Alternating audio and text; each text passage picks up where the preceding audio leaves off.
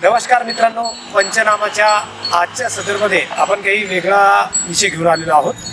आपण राहटे कॉलनीमध्ये म्हणजे हा राहटे कॉलनीचा भाग आहे आणि सर्वे नंबर 32-1 EF ह्या ओपन स्पेसमध्ये आलेलो आहोत। माझ्या डाव्या बाजूला गजानन महाराज यांचं मंदिर आहे आणि मंदिराच्या रोडच्या बाजूला म्हणजे दक्षिणेस हा ओपन स्पेस आहे। तुम्ही पाहू शकता हा ओपन स्पेस बघा, हा जो ओपन स्पेस आहे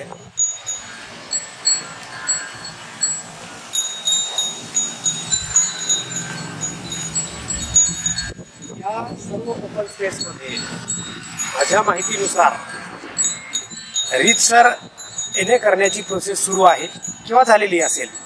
डॉक्युमेंटेशनसाठी आपण नगर परिषदकडे तसेच संबंधित विभागाकडे कागदपत्राची मागणी केलेली आहे, परंतु हे सगळं सुरू असताना मेहकर शहरातील अनेक ओपन स्पेस अशाच प्रकारे मोठमोठ्या अधिकारी असो किंवा पुढारी असो त्यांचे चेले चपाटे असो यांनी असे गिळंकृत केलेले आहेत। म्हणजेच नगर परिषदचा किंवा महसूलचा जो नियम आहे की लेआउट झाल्यानंतर काही वर्षानंतर त्याचा प्रॉपर विकास झाला पाहिजे, स्थानिक नागरिकांसाठी त्याचा विकास व्हायला पाहिजे, परंतु तो जर नाही झाला तर मूळ मालकाची NOC घेऊन त्या एनएचं त्या तेवढ्या ओपन स्पेसचं तशा प्रकारचं आपण ज्याला म्हणतो लेआउट टाकता येतं।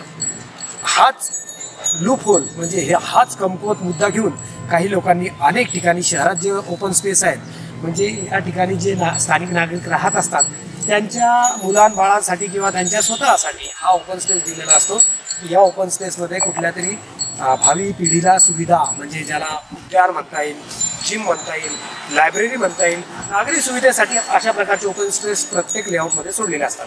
परंतु हे ओपन स्पेस गिळंकृत करण्याचं कुटील कारस्थान मेहकर शहरात मोठ्या प्रमाणात सुरू आहे आणि अशा प्रकारचे अनेक ओपन स्पेस आज रोजी लेआउटमध्ये बदल करून त्याची विक्री सुद्धा करण्यात आलेली आहे। याच लेआउटचा नव्हे तर मेहकर शहरात अशा अनेक प्रकारच्या लेआउटचे असा भोंगळ कारभार सुरू आहे। परंतु विद्यमान आमदार डॉक्टर रायमुलकर यांच्या एका बाबतीत अतिशय मनाभावाने कौतुक करावं वाटतं की त्यांनी दिलेल्या ओपन स्पेसला ज्या संरक्षण भिंत आहेत त्यामुळे कदाचित मेहकर शहरातील 30 ते 40% ओपन स्पेस हे आज रोजी वाचलेले आहेत। त्यामुळे त्यांचं नगरवासियांच्या वतीने अभिनंदन करायला हरकत नाही। आणि कोच मास्टर टीम सुद्धा ज्या कामाची नोंद उल्लेखनीय असते त्याचप्रमाणे विधिवत नागरिकांच्या सुविधासाठी असते, नागरिकांच्या कल्याणासाठी असते, अशा कामाची निश्चित प्रशंसा करायलाच पाहिजे आणि आम्ही सुद्धा याला पाठबळ देतो।